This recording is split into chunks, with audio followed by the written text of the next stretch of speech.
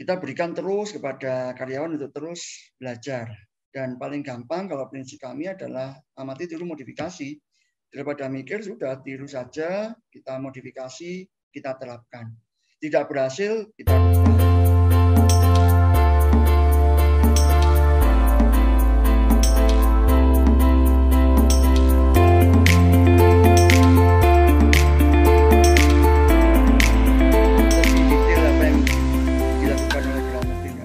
Saya taruh dalam beberapa poin. Ini juga saya banyak belajar dari webinar-webinar dan Pak Sandi dari Connectpedia. Yang pertama adalah selalu belajar bersama. Dan dari Pak Sandi malah kita yang bingung mau ngikut webinarnya Pak Sandi yang mana, belum webinar-webinar yang lain. Bisa juga dari YouTube. Pak Sandi juga mengeluarkan podcast. Kita berikan terus kepada karyawan untuk terus belajar. Dan paling gampang kalau prinsip kami adalah amati tiru modifikasi. Daripada mikir, sudah tiru saja, kita modifikasi, kita terapkan. Tidak berhasil, kita rubah. Berhasil, kita terus kembangkan lebih lanjut. Role model dan benchmarking, kita harus memiliki contoh. Jadi misalkan dalam hal medsos, saya ingin mencontoh medsosnya seperti ini. Dalam hal marketing maupun cara pemasaran, kita menyontoh perusahaan B. Dalam hal produksi dan sistem informasi, kita mencontoh perusahaan C. Ini perlu kita bentuk agar tim kita punya bayangan, seperti ini yang mau ditiru. Yang kedua, amati dan ikuti tren dan juga melibatkan IT untuk memudahkan user. Selalu dari Pak Sandi dan Connectpedia menyampaikan tren-tren ke depan. Ada Bitcoin, ada kripto, ada macam-macam Pak Sandi. Itu kita perlu ikut dan kita mengajak tim IT bagaimana ini bisa kita adopsi untuk memudahkan pembeli. Jadi ada talenta, bagaimana talenta ini nanti bisa diadopsi dari perusahaan rekan-rekan untuk tujuannya memudahkan user. Sekali lagi user tadi bukan hanya pembeli, tetapi user ini orang staff di dalam perusahaan kita pun saya juga menganggapnya sebagai user atau konsumen kita. Yang ketiga, saya belajar dari Pak Tung selalu tes dan ukur. Jadi setelah kita contoh, kita tes dan ukur. Dampaknya seperti apa? Kita melakukan marketing dengan TikTok, responnya berapa? Berapa orang yang datang, berapa orang yang akhirnya sampai UTC, sampai ke satuan rupiah, cost yang kita keluarkan dan kita dapatnya berapa, dan berapa banyak unitnya, itu perlu kita ukur.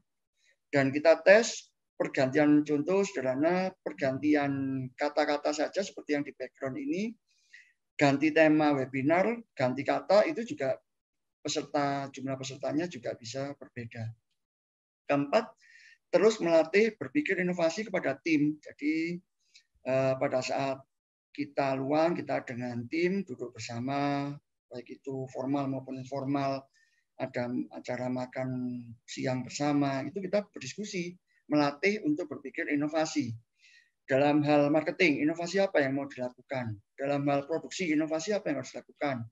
Dari tim promosi, inovasi apa yang harus dilakukan?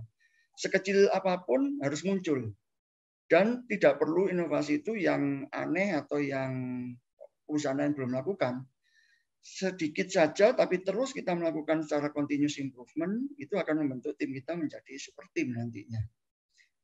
Yang kelima, spend time together dan gali inovasi tim. Jadi kita sebagai pemilik meluangkan waktu dengan tim, informal maupun formal, dan terus menggali inovasi dari tim. Inovasi yang kecil-kecil, tapi kalau itu terus-menerus, maka hasilnya akan perbedaannya jauh besar antara perusahaan kita dengan perusahaan yang lain. Next slide. Boleh melakukan kesalahan, minimize risk, dan delegasi wewenang. Jadi kita konsekuensinya memang dengan berinovasi melakukan kesalahan. Tinggal tugas kita sebagai pemimpin dan pemimpin adalah meminimalisir resiko tadi kalau terjadi kesalahan, dan kita memang harus mendelegasikan wewenang, memberikan kepercayaan. Oke, tolong lakukan A, antisipasinya jangan lakukan B, C, D, E. Jika ada salah, nanti koreksinya adalah begini. Itu terus harus kita, jangan sampai karyawan kita melakukan kesalahan, kita marahi habis-habisan, akhirnya bahasa Jawanya mereka cegek, nggak mau melakukan lagi.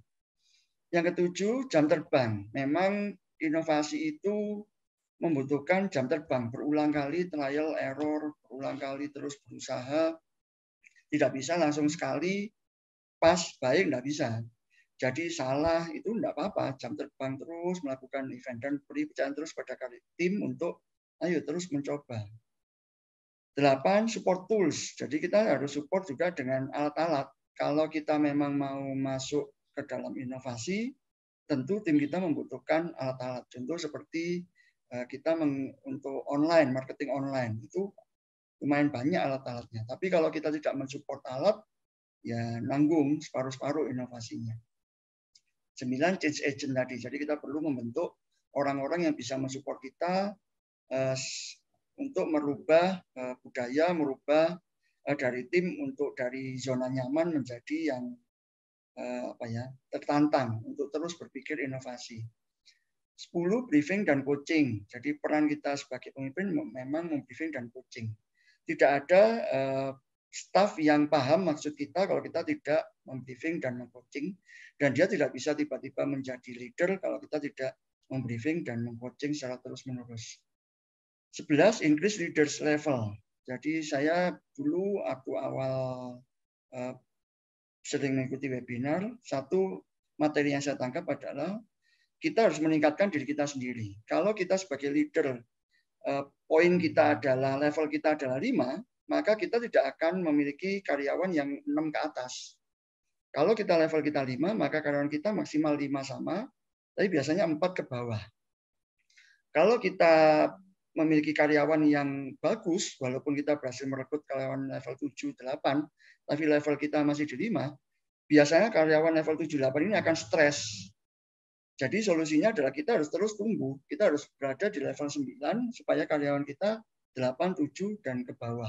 Jika kita bisa mengangkat karyawan kita tadi untuk mendekati dengan kita level 7, 8, 9. Itu harus terus, kita harus meningkatkan kemampuan kita, dan leaders di bawah kita, manajer maupun pemimpin yang di tim kita juga harus kita bantu untuk dia meningkat. Tadi prinsipnya leaders, karyawannya atau timnya adalah selalu di bawah levelnya leaders. 12, komitmen dan konsisten. Jadi kita kalau memang mau inovasi ya komitmen dan terus-menerus melakukan perubahan kecil-kecil tapi terus-menerus, insya Allah kalau diakumulasi besar perbedaannya.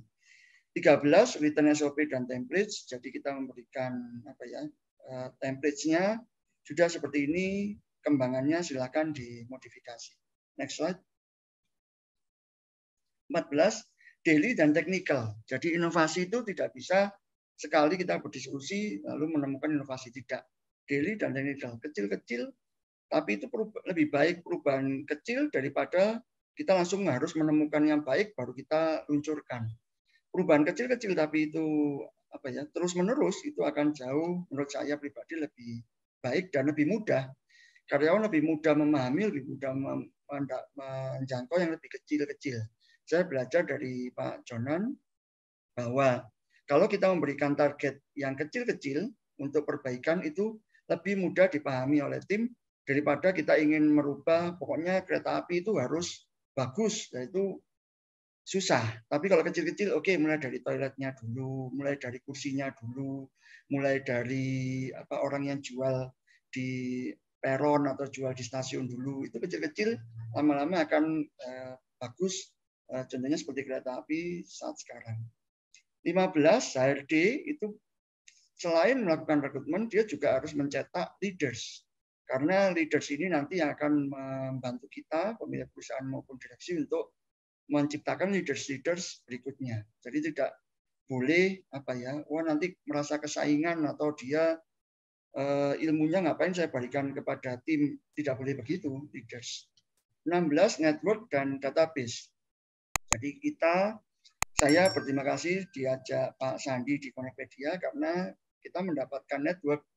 Kita bisa saling sharing, saya ikut webinar dari Bapak Ibu yang lain nanti saling sharing, termasuk juga kita mendapatkan database untuk rekanan. Jadi kita bisa mengadakan seminar tentang kedokteran karena kita punya teman dokter. kita bisa mengadakan seminar tentang yang lain-lain karena kita punya teman-teman yang lain.